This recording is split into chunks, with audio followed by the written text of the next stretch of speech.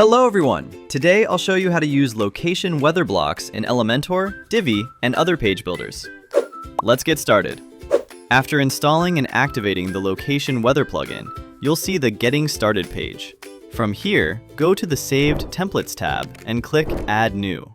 In the page editor, add a title for your template. Then select the Gutenberg block you want to use.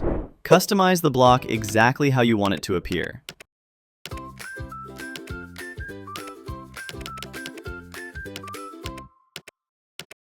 Once you're done, click Publish.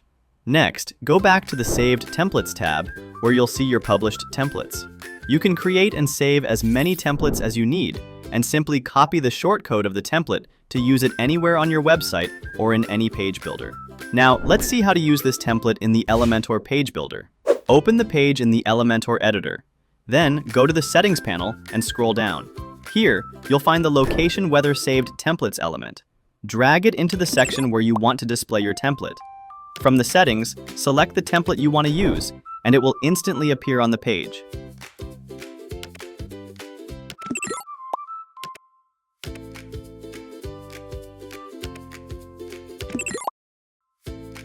Once everything looks good, click Publish. Now, when visitors open your site, they'll see the template displayed on the page. You can also edit the template or add new ones anytime from the Settings panel. The same process works with other page builders like Divi, WP Bakery, Oxygen, and other popular builders. And that's a wrap! Thanks for watching, and don't forget to check out our other tutorials for more helpful tips.